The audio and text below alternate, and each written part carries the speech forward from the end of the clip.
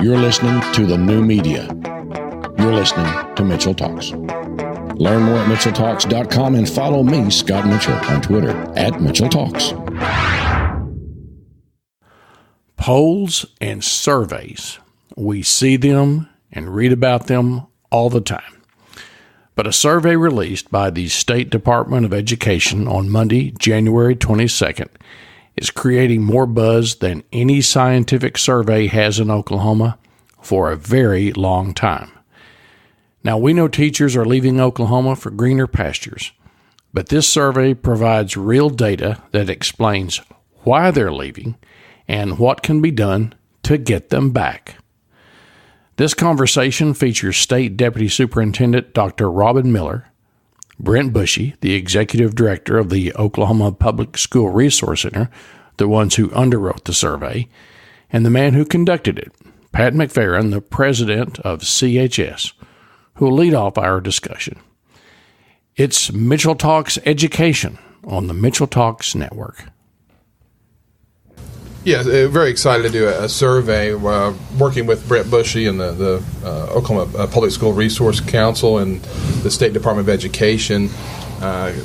They had identified roughly 30,000 individuals who held Oklahoma teaching certificates but were not currently in an Oklahoma public school.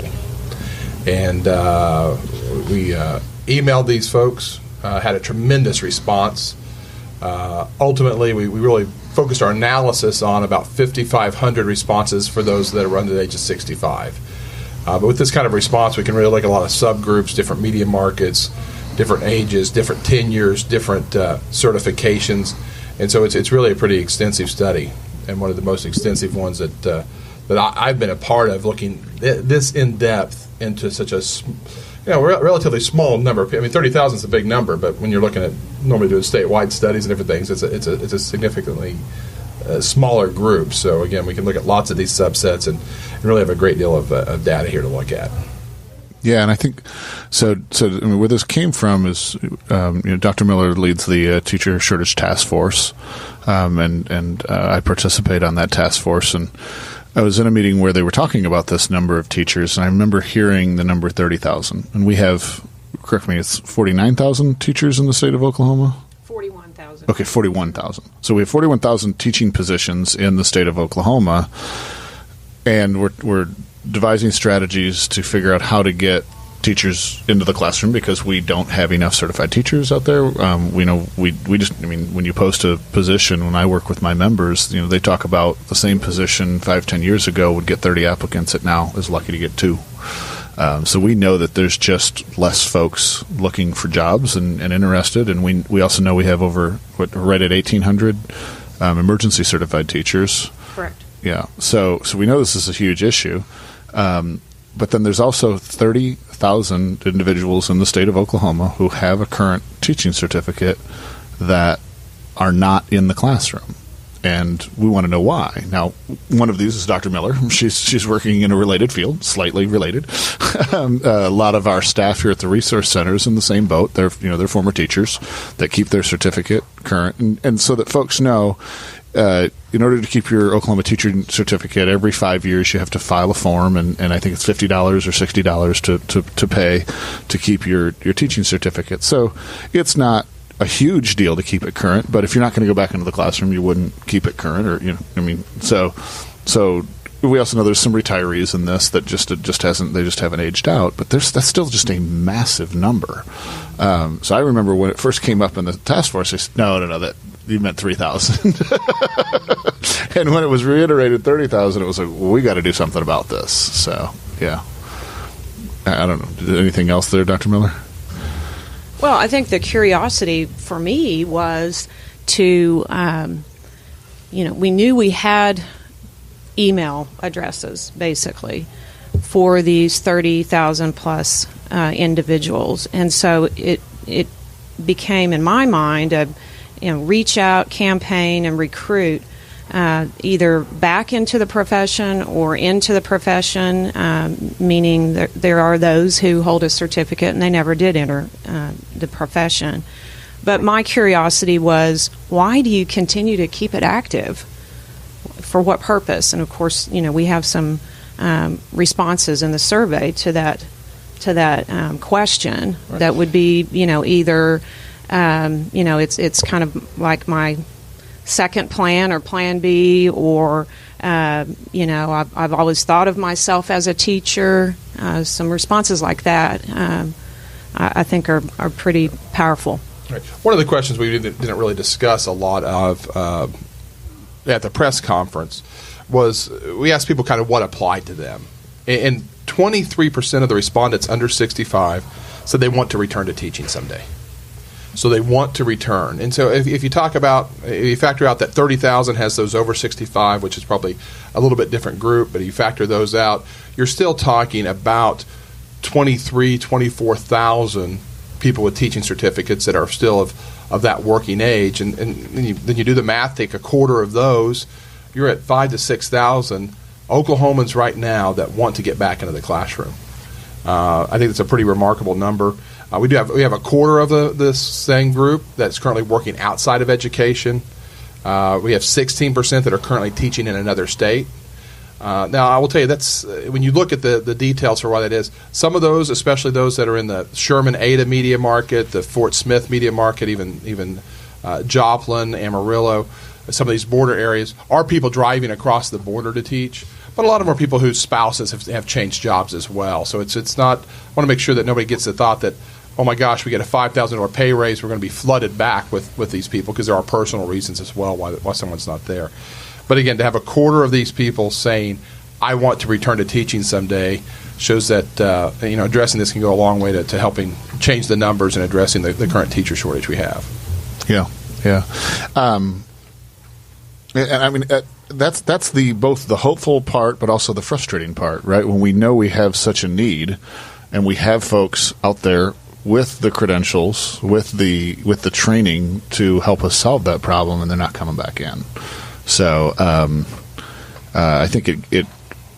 I know I speak for the members of the Resource Center that we want to get those folks back in, and we're pretty desperate to find ways to do that. So I'm reading Brett Dickerson's story. Early this morning, I was going back over media coverage. Am I the only one in Oklahoma that looks at that 30,000 number and is just floored by that number? Yeah. And I wonder, were there other things from this survey that professionals in the polling field, the political field, and the education field that were affecting people like me who are the unwashed, right? You're looking at this and going, that jumps out at me as a wow factor or a wow statistic. I mean, there's some stuff in here that's not rocket science, right? The number one factor for anyone that's not in the classroom, regardless of age or demographics, is pay. So anybody that's got a pulse in the state and has checked a media outlet knows that teacher pay is a problem. We know that that's an issue. And so that's, I think, Ben, the headline is, hey, teacher pay is a problem, and I think that's accurate. But there's more to it than just that, and I think that's what this survey really gets at. Pat and Dr. Miller probably know this stuff a little bit better than I do, because I don't do the details. But there were some trends that really stood out. There really are a couple of things I think to look at here. Is we do see a real difference between those that were in the classroom a rather limited time versus those that have been there for a longer period of time. And I want to point out, 12% of the respondents here, while they held a teaching certificate, have never taught in an Oklahoma public school.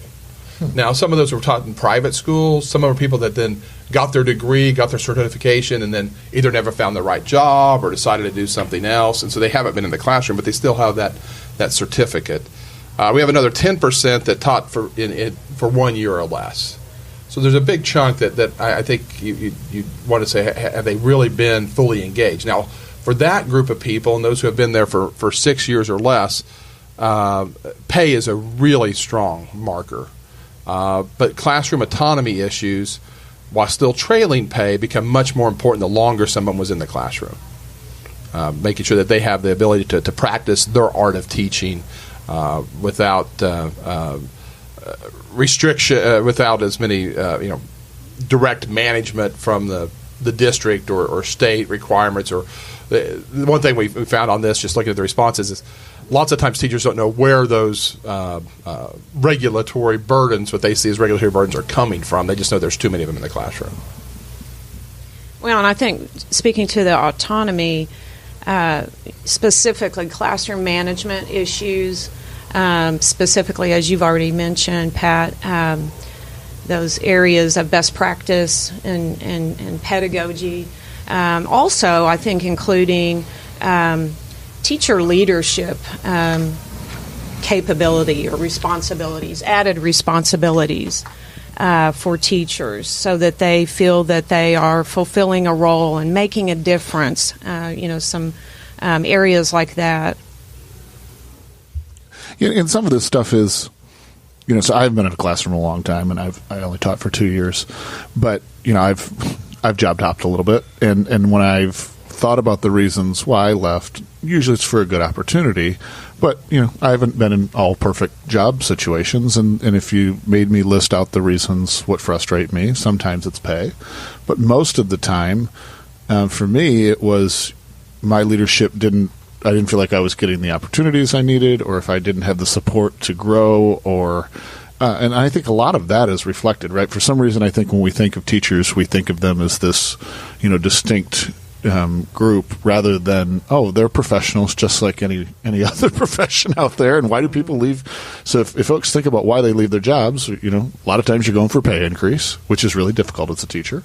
But you're also looking for opportunities, to have the right leader that's going to put you in a position to be successful. And I think a lot of times teachers just leave the profession because they're both frustrated by pay and frustrated by the lack of leadership opportunities, the lack of freedom to do what they think is right. And I know that that's reflected when I talk with my educator friends.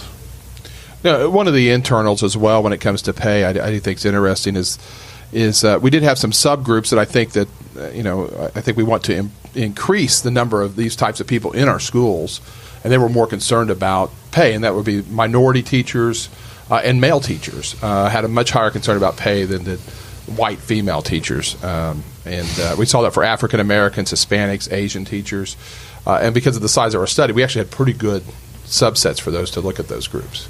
Wow. Yeah, I hadn't. That one hadn't sunk in for me. So if we want to have a more diverse teaching corps, it's even more important that we raise teacher pay. Correct. What else? Well, of course, pay. You've brought that up, and then also the autonomy in the classroom. Dr. Miller, how big if these were to go away, what happens to these 30,000 folks? And Pat, you've already spoken to it. They're all not going to come flooding back in. How would that change the landscape? Just take each one of them, the pay and also the autonomy in the classroom. Right. So I think, as a recruiting strategy, certainly pay, as we see, that's the loudest here.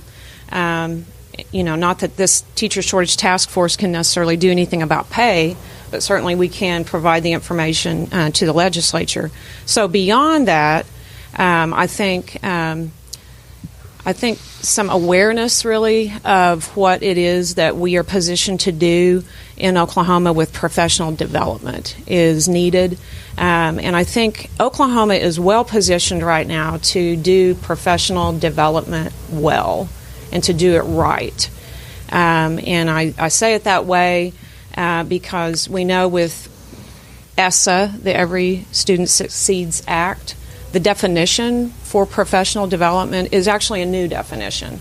It's one that is no longer the just sit and clock your hours compliance, but it's more of a professional growth model. And so in Oklahoma, our evaluation system, statewide evaluation system, is very well positioned to pursue professional growth, individual professional growth, where the teacher would take ownership, even select what he or she would want, an annual growth goal to be. I think that is important for these educators that we've polled to know that is something that touches recruitment, but it also touches retention, so that for those who would return to the classroom if they felt like they had meaningful professional development for their own growth, and even growth into positions that would be, as I mentioned earlier, teacher leadership type responsibilities. So they wouldn't have to leave the classroom, but they could stay in the classroom but take on some leadership responsibilities as a mentor or a lead teacher. And we're hearing that many times is the reason that teachers actually pursue a principalship. And they don't really want to do that. They're doing it for money. But they just feel that, I'd really like to stay in the classroom. I'd certainly like to make more money as well. Yeah. And so, meeting that need, I think, and just the awareness of where we are with professional learning. No, and that's to echo that a little bit. 17% of the respondents are currently working in education, but outside the classroom. And so you already have them kind of in the field and there. I think that was alluded to earlier.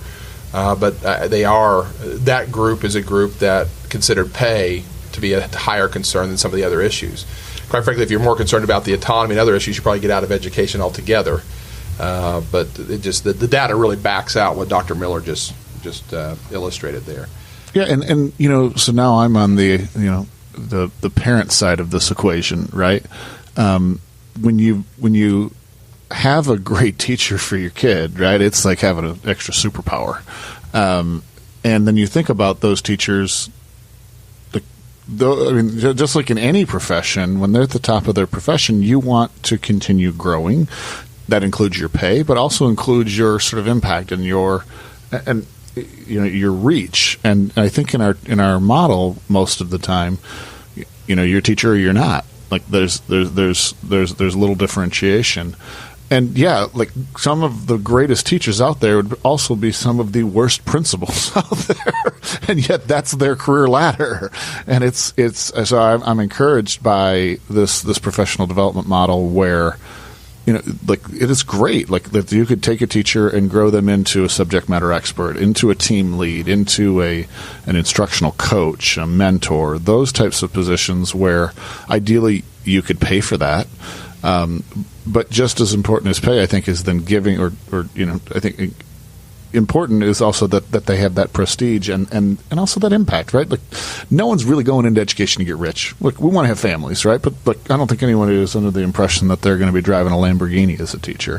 What I think folks want, in addition to being able to live a high quality of life, is have that impact and to say, okay, not only am I impacting the students in my classroom, but I'm also helping this cadre of teachers. Well, to kind of echo on that, sometimes we forget to look at the things that don't pop. And sometimes the absence of them showing up on a survey, I think, become really relevant. As I look at this data, and I look at some other data I've seen on other institutions, one of the things I see with this group, again, they've left the classroom, but they look and act more like professionals than skilled labor. And I think that echoes kind of what Brent's saying there. For example, we saw very little concern on this about, when we say, I have to spend more time, too much of my time outside the normal work days required. I think we hear about that. We know teachers do that all the time, but that's kind of what professionals do. That wasn't a concern and a factor in why these people left the classroom. Taking on extra responsibilities, not a factor in why they left. They were not. We tested 22 factors. Those were in the bottom 3 or 4. Yeah, I mean, I grew up. My dad was 37-year choir director. He taught a 0 hour because he didn't want the kids jumping out of his big choir over just credit issues. And he also, taught voice in the afternoon. And I thought a teaching job started at 6 a.m. and ended at 6 p.m. I just figured that was the job description. And my dad loved his job. So I think that, those areas just are not concerns with these people that have left the profession. Doesn't mean they shouldn't be addressed. We shouldn't talk about them. But when you look at the numbers, you see a willingness to take on that added responsibility, those added hours. We actually saw lack of respect from the community be a higher concern. They feel beat up at times than what these actual duties are. Yeah. And I think respect, you just said the magic word, is kind of the theme throughout this survey, these results, as well as other kinds of focus group outcomes. And we all know that respect can be shown in a variety of ways. Certainly monetary is one of those, but the others that we've just talked about, bringing the profession even back into that noble, status, which I think, maybe I'm reading through the lines, but I do think we see remnants of that from these responses. When we have responses that point toward, the issue of, why do I keep my certificate active or valid? Well, I've always thought of myself as a teacher, so just that status, and even if it's on paper, that I'm an actively valid certified teacher. That, and then, those teachers who certainly intended to make a difference. And I think, Pat, what you just described it has been my experience. And when I say what you described, I mean, that this kind of profile of a teacher who really, they knew what they were getting into as far as, the pay, the hours worked.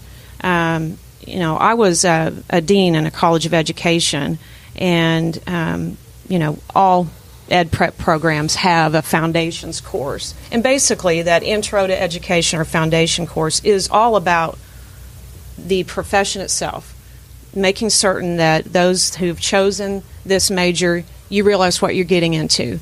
You're, as Brent said, you're not necessarily going to be wealthy from this. And so, you really kind of get to the heart of an individual when they make that commitment and say, well, okay, well, I realize, that there are a lot of things going on here, but I still want to do this. And so, I think, as Pat has said, there may be some invisible features to these survey results and responses that are certainly worth looking at. And I think tying that to our current initiatives, meaning, as I mentioned, professional development for individual professional growth, other initiatives in education in Oklahoma that we're pursuing. For example, all students becoming involved in an academic career, an individual career academic plan, an ICAP. I would think that these teachers that were surveyed would like to know that.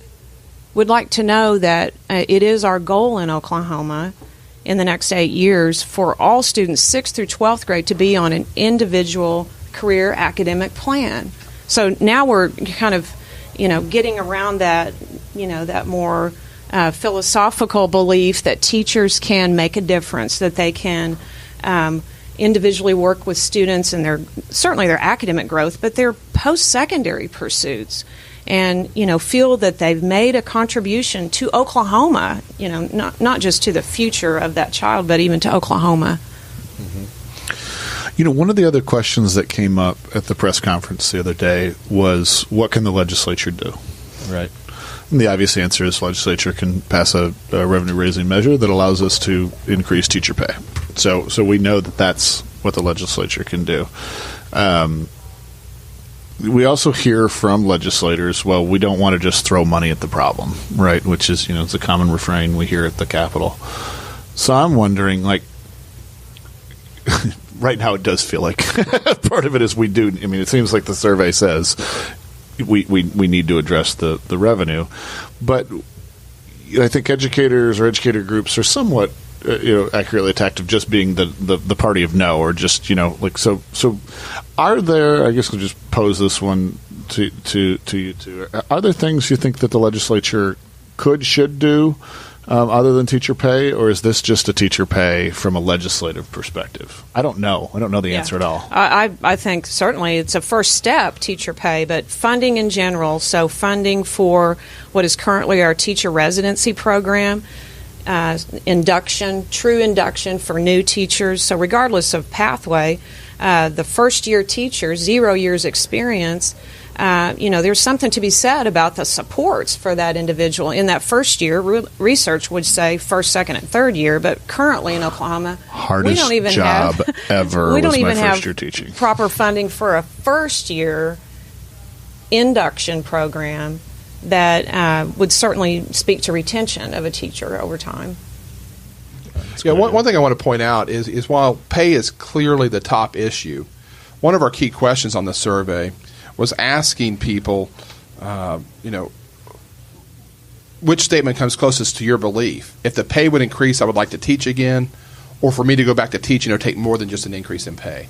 Now, granted, the easy pickings are the pay. That's 31%. But we have 62% that say they'd take more changes than just the pay to get back in. I think those are longer-term fixes. I think it's things that, quite frankly, you've got to get to the, I'm not the education expert in the room here, although I will admit I am married to a nationally certified teacher in the classroom for 25 years, and I started a book once, How to Be Married to a First-Year Teacher and Still Have Dinner Ready by 6. But it is... there have to be some other changes taking place there. A lot of it has to do, again, as we talked about, the autonomy in the classroom. And I do think that it's the professional respect aspect when I look at this that I think teachers have to realize and be recognized and compensated as professionals, not as skilled labor, which is one of the challenges we have right now, I think.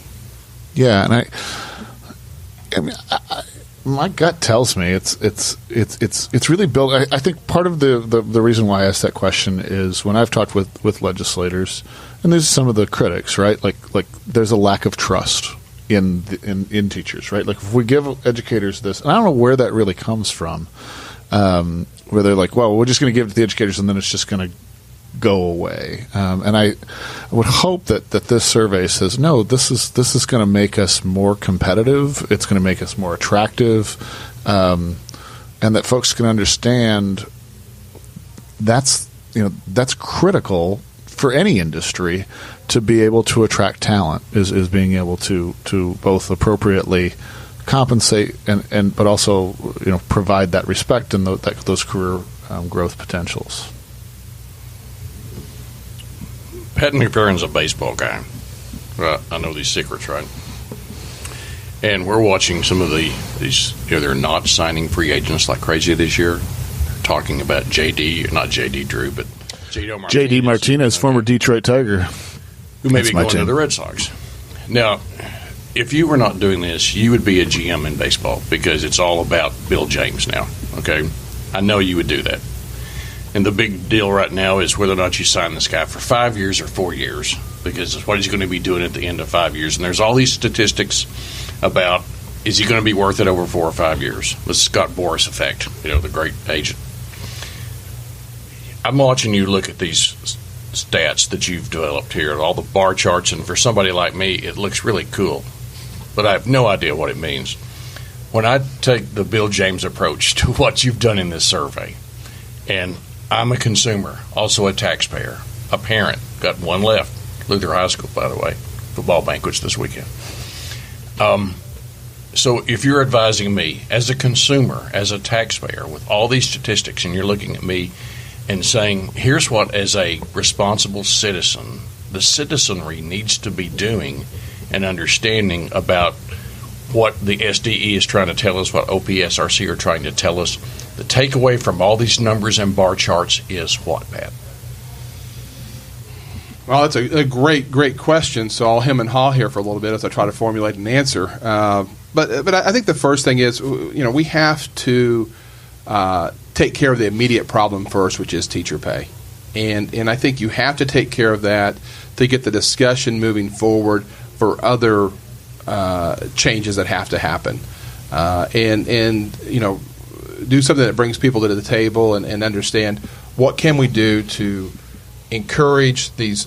I'm actually more concerned when I look at this is the people that were taught in the classroom 6 to 15 years that have left.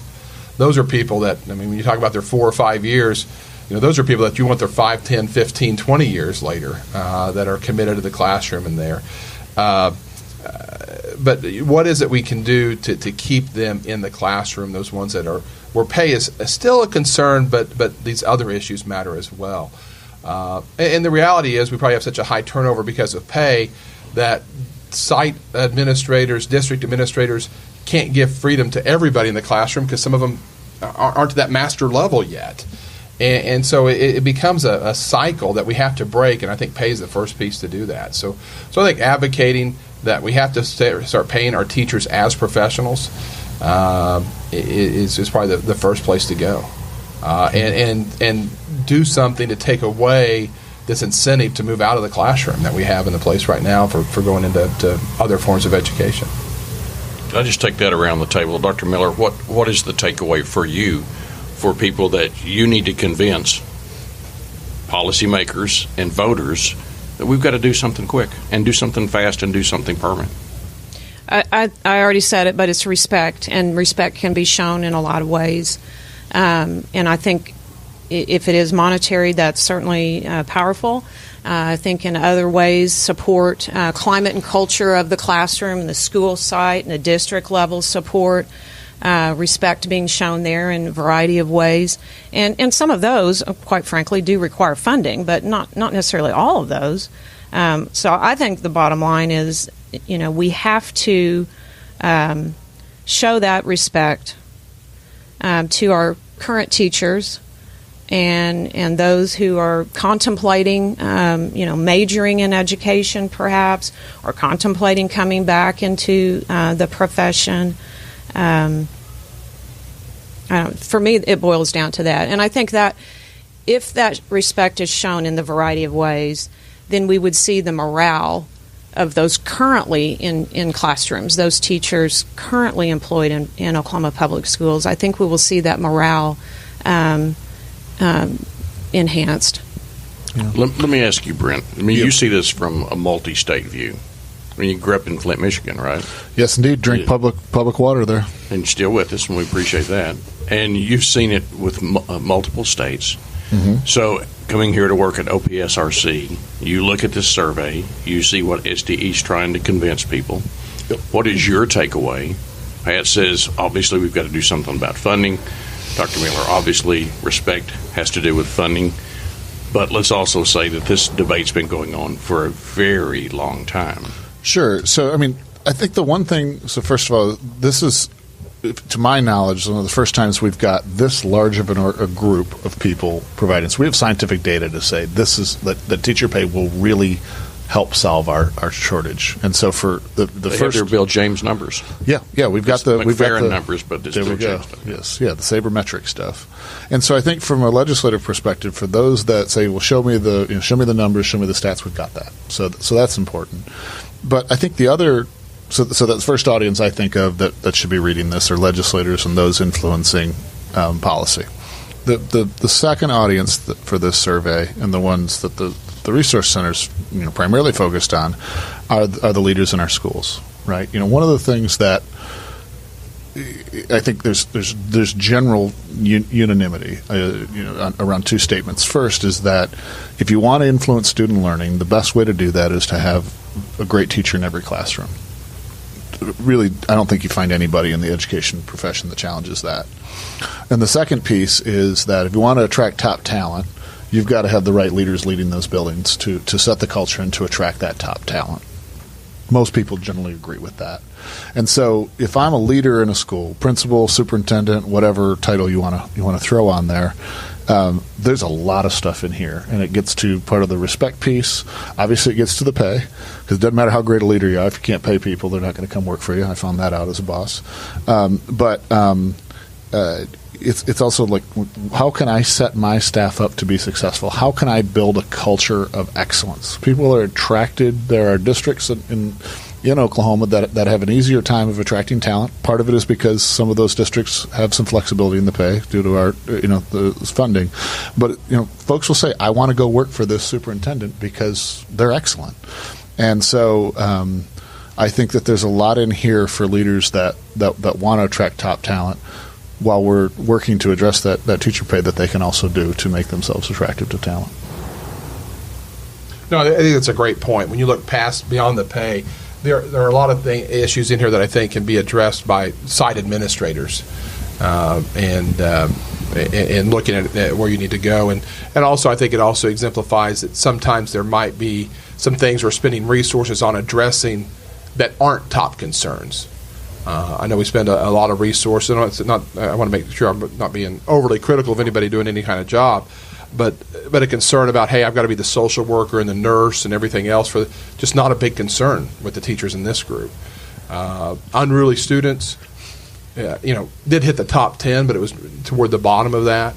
One of the statements we had was we asked people to agree on a scale of 1 to 7 if they agreed with the statement that kids are different today than they used to be, and there's just not agreement with that. I mean, these teachers believe that kids are kids, and so as we've increased kind of the non-teaching personnel, I don't know if that's really helping the teachers, judging from this study, as much as I think some people might think it is. I know that was one of the superintendent's first jobs when she was in, and we would talk, is we've got to do something about morale in the teaching profession. That's a big deal. If you're in a profession where that you're constantly denigrated and not respected, nope, it's like being a ref, right? I mean, nobody wants to do that. So you've got a really tough job, and you have teachers on one hand, and you've got consumers and legislators on the other hand. What do you do with this now? I mean, you take a statistical weapon like this, the evidence that you've said, Brent, you've needed for so long. Now what do you do with it? You have the media, splash. So then they come to town in a couple of weeks, and maybe earlier because of a special session. What do you do with this?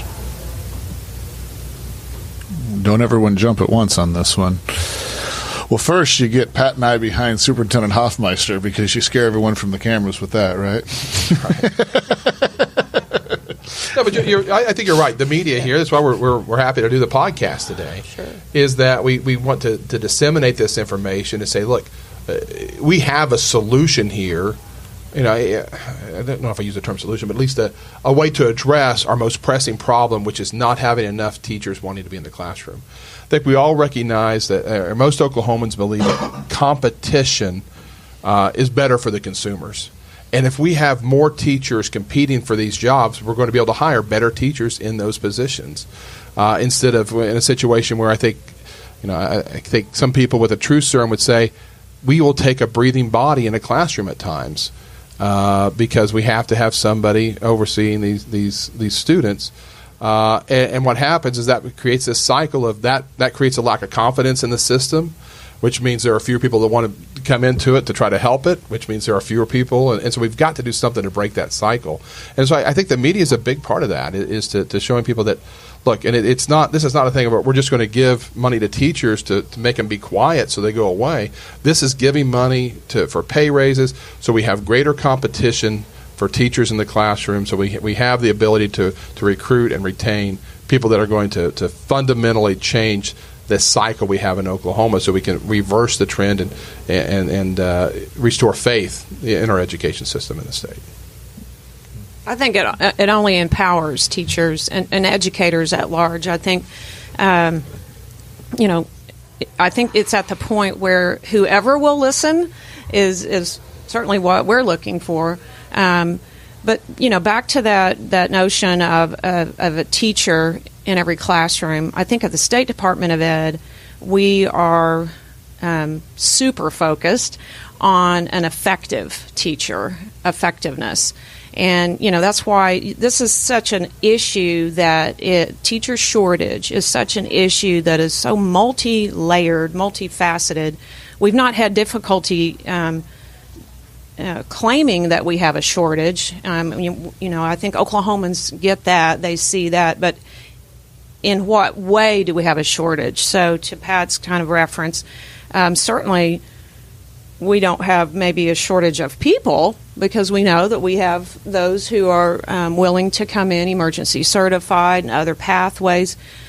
My focus is on an effective teacher, a well-prepared, into some of these issues that we've revealed from the survey, tooled with classroom management best practices, and so that emergency certified teacher doesn't sign on with a district and then after 3 weeks I'm out of here because I can't manage a classroom. So there's such there's so many ways to come in and support the various teachers, and again, I think it just goes back to respect, but increasing the morale.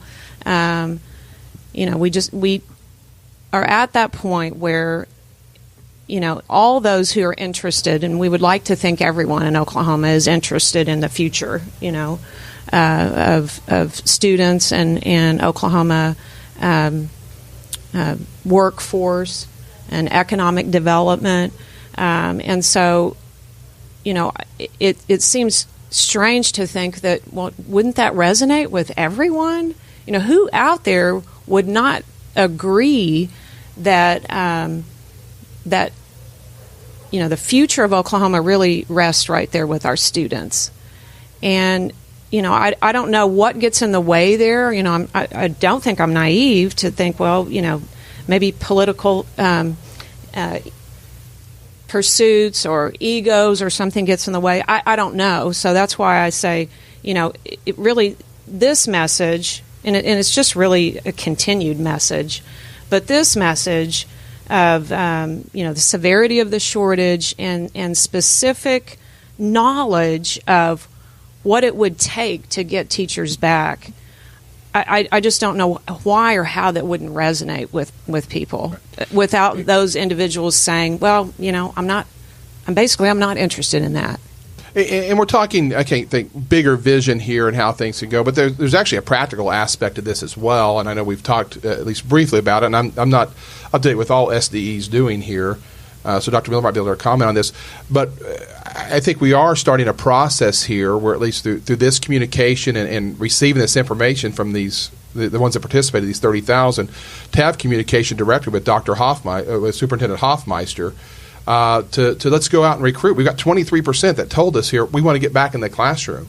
Well, let's find ways to communicate with them to let them know that here are your opportunities to do so. So some real practical day-to-day in the street kind of fighting and to bring them back into the fold, I think is something else that we'll use this data for. Yeah, and I think we don't have to be, the State Department or really any one group doesn't have to be the source of the solutions, right? Like, I'm a big believer in the wisdom of the crowd. And so I think sharing these survey results, I feel dumb because the Resource Center hasn't published this on our website yet, so I need to get the survey results up. But I think the more we can share all of this data and then let folks, get creative. I mean, that's your baseball analogy rings true. There's all these websites now where you can go and look at the data and draw your own conclusions. And I think that a lot of principals and superintendents can take this data and say, okay, I can modify what I'm doing as well.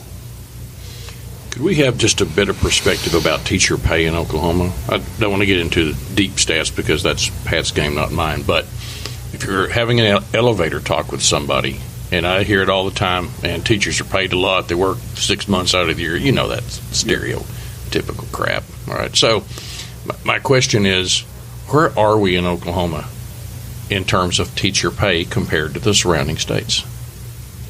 So we're certainly behind, and Superintendent Hoffmeister has, the entire time that she's been in office, advocated for competitive regional pay at least. We're way off the mark on national. We're about 13,000 beneath national average.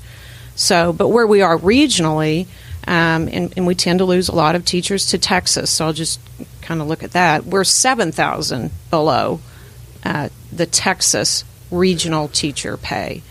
A beginning teacher in Oklahoma with our minimum salary schedule is $31,600. Of course, school districts can pay more, and many do, but that is our minimum salary schedule.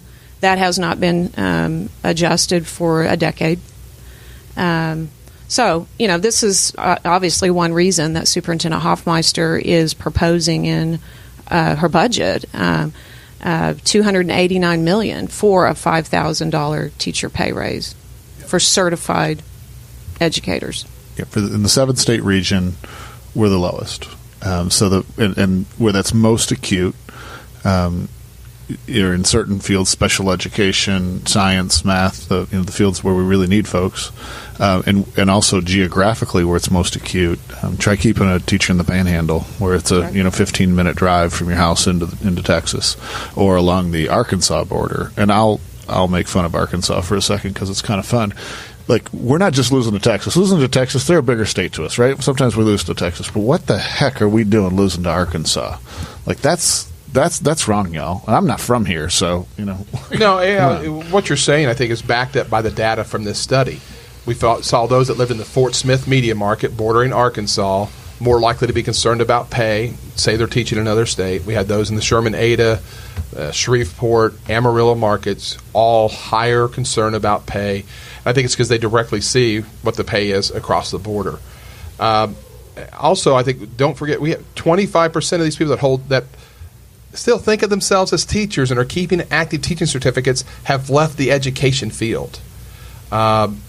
People tend not to change those fields, and we know that pay is their top concern among that group.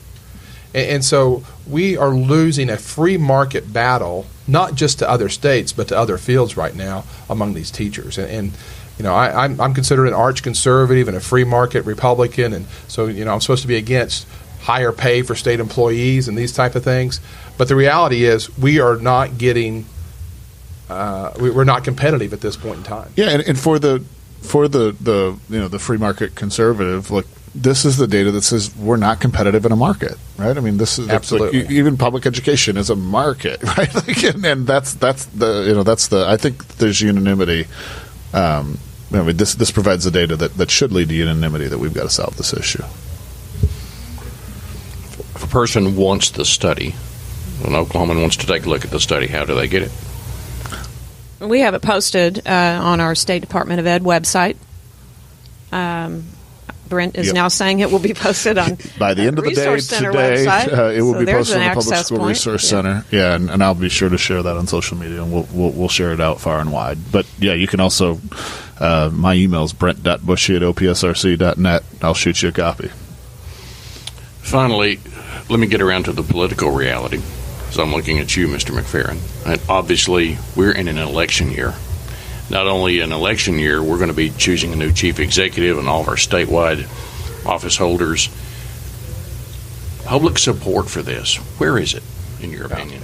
Well, I don't think it's my opinion right now. I've got other surveys that show 75% plus Oklahomans want to increase teacher pay. Now the question becomes, how do you pay for it? And that's where the rubber meets the road. But as far as the teacher pay, it's very, very high, very, very supported to increase teacher pay. And the challenge is, how do you get to that point? Yeah, and so I have a political theory degree, so as a student of government, the frustrating part is during our special session, 71 out of, I think there was only 98 or 99 sitting members, 71 of our members voted to raise taxes to address this problem. In my knowledge, only in Oklahoma is that a failing vote. I'm not aware of another state that does that. So, I mean, that's a huge number of folks to pay for or to vote in favor of a tax increase to address this problem. So I think that there is strong support, despite the fact that we have yet to address it.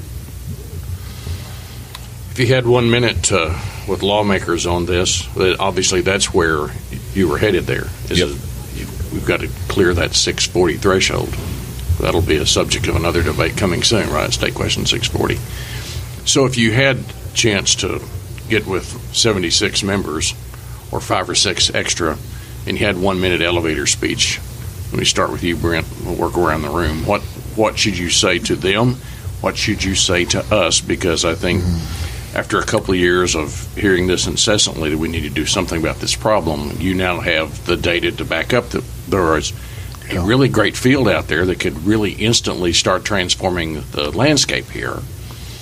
So what do you say to get over the hump? If I knew that, I'd be making a lot more money than I do right now. I think we've addressed it, right? I mean, I think we'd say, here's the data. Here's the problem. If you want to come see the problem in action, we can take you to some of our members. And I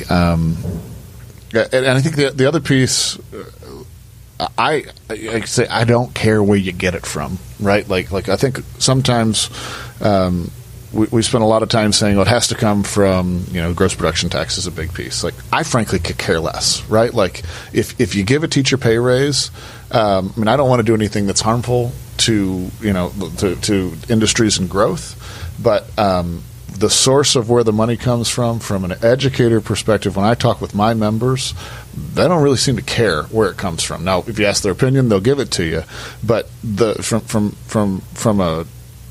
the field's perspective, get us the revenue, period, I think is the point that I'd drive home.